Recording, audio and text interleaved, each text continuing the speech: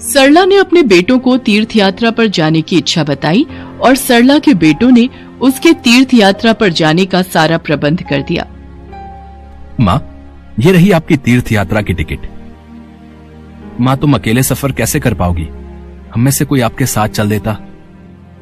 नहीं मेरे बच्चों, तुम यहाँ रहकर अपना परिवार और घर गृहस्थी संभालो। माँ जी, आपकी बहुत याद आएगी। माँ जी, जल्दी लौटना, हम आपकी राह देखेंगे। सरला अपने बच्चों से इस प्रकार गले मिलकर गई जैसे वो वापस कभी न लौटने वाली हो। सरला देश के प्रसिद्ध गणेश मंदिरों के दर्शन करती और गणेश जी के नाम का जाप करती रहती। ओम श्री गणेशाय नमः, ओम श्री गणेशाय नमः, ओम श्री गणेशाय नमः। ऐसे ही शहर शहर मंदिर मंदिर घूमते हुए एक दिन सरला गणेश मंदिर के दर्शनों के लिए प्रतीक्षा में थी। बारिश भी उस दिन तेज थी। वो मंदिर के बाहर एक धर्मशाला में रुक गई। वहीं उसकी मुलाकात दो और महिलाओं से हुई जो उसी की तरह बूढ़ी थी। बहन, बस अब तो कल सुबह ये बारिश रुक जाए, भगवान गणेश के दर्शन अच्छे से हो जाएं। पर बारिश है कि रुकने का नाम ही नहीं ले रही। थोड़ा मौसम ठंडा हो गया है, कंबल निकाल लेती हूँ। बहन रुको, मैं भी जरा अपनी चादर बैग में से निकाल लूं।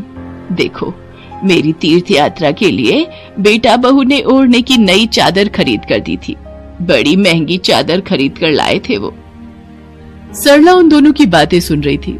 वो दोनों बूढ़ी औरतें घर परिवार की बातें कर रही थी और सरला भगवान गणेश के नाम का पाठ कर रही थी। गणेश जी ये सब अपनी दिव्य दृष्टि से देख रहे थे। वो उन तीनों की परीक्षा लेने के लिए एक भिखारी के रूप में उनके सामने प्रकट हुए। बारिश में मेरे सारे कपड़े भीग गए हैं। माई, कुछ ओढ़ने को दे दो, बहुत ठंड लग रही है। मुझे कोई अपना कंबल या चादर दे दो। ये भिखारी कहीं मेरा ही कंबल ना मांग ले। गहरी नींद में सोने का नाटक करती हूँ। मेरी चादर बिल्कुल नहीं है। अगर इस भिखारी ने मुझसे मेरी चादर मांग ली तो मैं क्या ओढ़ूंगी? वैसे भी मेरी ये चादर नहीं है। अभी तो ना जाने कितने साल और इस चादर का इस्तेमाल करूंगी। ना ना ना, मैं तो अपनी चादर इस भिखारी को नहीं दूंगी। मैं भी सोने का नाटक करती हूँ, नहीं तो मेरी नई चादर हाथ से छिन जाएगी। सरला ने देखा भिखारी ठंड से ठिठुर रहा है। वो भिखारी से बोली, बाबा चिंता मत करो, मेरे पास ये स्वेटर है, मैं इसे पहन लूंगी। आप मेरा कंबल ले जाओ। वैसे भी मेरा यहाँ आखिरी दिन है, कल की कल देखी जाएगी। ये लो बाबा, कंबल ओढ़ लो। जैसे ही सरला ने साधु को कंबल दिया, साधु रूप में भगवान गणेश उसके सामने प्रकट हो गए। प्रभु, आपके दर्शन करके मैं धन्य हो गई। सरला, मैं तुम्हारी भक्ति से बहुत प्रसन्न हूँ। तुम मेरी परीक्षा में सफल हुई हो। मांगो, तुम्हें क्या चाहिए? मैं तो बस आपके दर्शन करना चाहती थी और मेरी कोई इच्छा नहीं है। मुझे अपने चरणों में स्थान दीजिए प्रभु। सरला ने भगवान गणेश के चरण छुए और उसके प्राण पखेरु उड़ गए।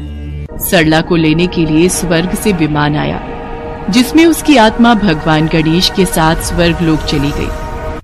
अगले दिन उन दोनों औरतों ने सरला को जगाने की बहुत कोशिश की, पर सरला तो प्रभु गणेश में विलीन हो चुकी थी।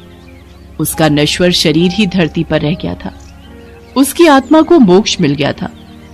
आसपास के लोगों ने देखा, सबने यही कहा, सरला तो भगवान के द्वार चली गई है।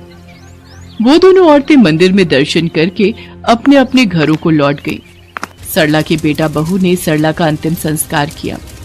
वो जानते थे उनकी मां की आत्मा को भगवान गणेश ने मोक्ष प्रदान किया है।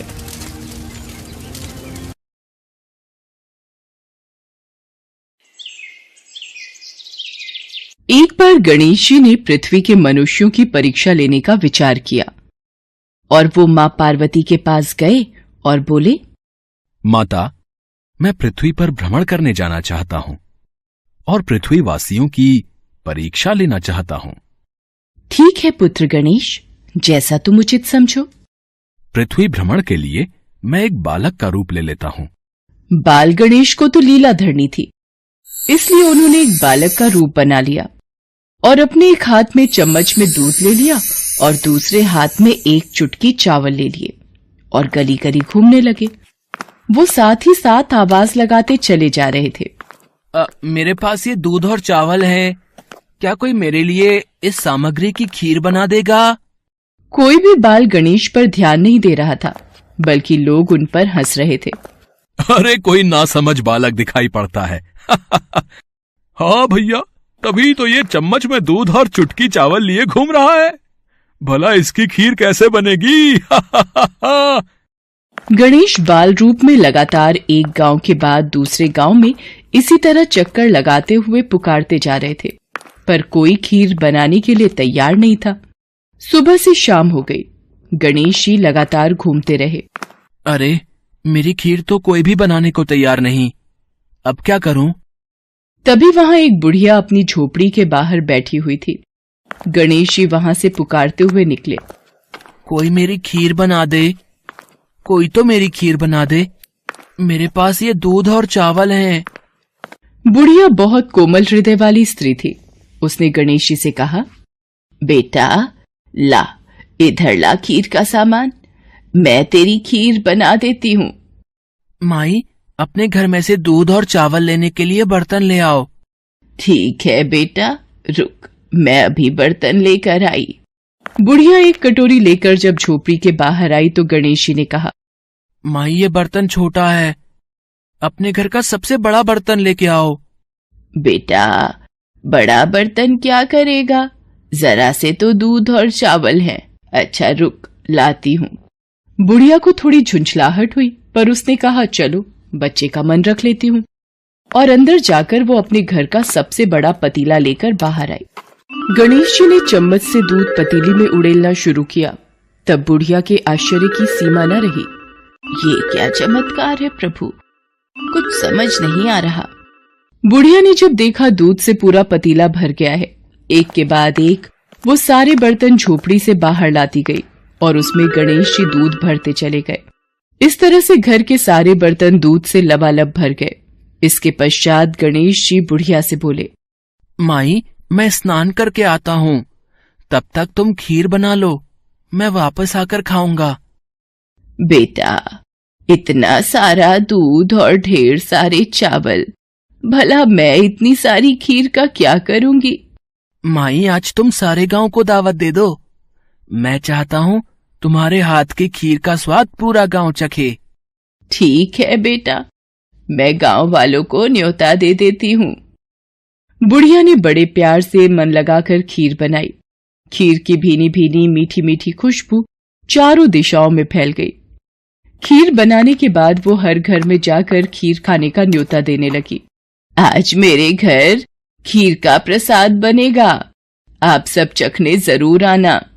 अम्मा तुम इतने लोगों को खीर कैसे खिलाओगी, कुछ समझ में नहीं आ रहा। ठीक है अम्मा, हम आ जाएंगे। लोग बुढ़िया पर हंस रहे थे। बुढ़िया के घर में खाने को दाना नहीं और ये सारे गांव को खीर खिलाने की दावत दे रही है। चलो चलकर देखते हैं भाई, कौन सी खीर बुढ़िया माई खिलाने वाली है। चलो चलो। धीरे धीरे लोगों की भीड़ बढ़ने लगी। लोग खीर की खुशबू से खींचे चले आ रहे थे। सारा गांव बुढ़िया के घर में इकट्ठा हो गया। जब बुढ़िया की बहू सुमन को दावत की बात मालूम हुई, तब वो बुढ़िया के पास वापस आने से पहले ही वहां पहुंच गई। उसने खीर से भरे पतीलों को जब देखा तो उसके मुंह में पानी आ गया। ये माँ जी ने इतनी सारी खीर आखिर बनाई कैसे? पर अभी तो खीर की खुशबू इतनी अच्छी लग रही है कि कुछ और सोचने की जगह मन कर रहा है बस जल्दी से इस खीर को खा लूं। बहुत जोरों की भूख भी लगी है। खीर को देखकर सुमन के मुंह में पानी भर आया। एक कटोरी में खीर निकालकर वो दरवाजे के पीछे बैठकर खाने की तैयारी करने लगी। इसी बीच खीर कटोरी में डालते हुए कुछ बूंदें नीचे गिर गई और गणपति जी को भोग लग गया। वो प्रसन्न हो गए। अब पूरे गांव को खाने की दावत देकर बुढ़िया वापस अपने घर आई तो उसने देखा, अरे बेटा तू आ गया स्नान करके, खीर तैयार है। चल बेटा मैं तुझे गरम गरम खीर परोस देती हूँ। माई, भोग तो लग चुका है। तुम्हारी बहू ने मुझे खीर का भोग दे दिया। मेरा पेट पूरी तरह से भर गया है। मैं तृप्त हूं। अब तू खा, अपने परिवार और सारे गांव वालों को खीर खिला। पर बेटा, ये तो बहुत ज्यादा खीर है। सबका पेट भर जाएगा, इसके बाद भी ये बच जाएगी। उस बची खीर का मैं क्या करूंगी? माई, जो भी बची खीर होगी उसे रात में अपने घर के चारों कोनों में रख देना। मेरे कहने पर तुमने इतने प्रेम से खीर बनाई। तुम्हें गणेश की चमत्कारी खीर बनाने का मीठा फल अवश्य प्राप्त होगा। ये कहकर मानो वो बालक न जाने कहाँ गायब हो गया। इतनी देर में गांव वाले भी आ गए। बुढ़िया ने भगवान गणेश का ध्यान करके सब गांव वालों को खीर का प्रसाद बांटा। जब सारा गांव जी भर कर खीर खा चुका, तब भी ढेर सारी खीर बच गई। ये खीर बच गई, इसे चारों कोनों में रख देती हूँ। अगली सुबह बुढ़िया जब सोकर उठी, हे गणेश, हे गजानन, गणपति महाराज, ये मैं क्या देख रही हूँ? पतीलों में खीर के स्थान पर हीरे जवाहरात और मोती भर गए हैं। विघ्नहर्ता गणेश जी उस बालक के रूप में स्वयं आप ही आए थे। आप तो मेरे जीवन के बारे न्यारे कर गए प्रभु। बुढ़िया को दयालुता का फल मिल गया। उसकी सारी दरिद्रता दूर हो गई और वो आराम से रहने लगी। बुढ़िया ने गणपति जी का एक भव्य मंदिर बनवाया और साथ में एक बड़ा सा तालाब भी खुदवाया। इस तरह उसका नाम दूर दूर तक प्रसिद्ध हो गया। उस जगह वार्षिक मेले लगने लगे। लोग गणेश जी की कृपा प्राप्त करने के लिए उस स्थान पर पूजा करने और मान्यताएं मानने के लिए आने लगे। भगवान गणेश को विघ्नहर्ता और सुखकर्ता कहा गया है। वो अपने भक्तों के जीवन की सारी कठिनाइयों को दूर करके सुख, शांति, समृद्धि और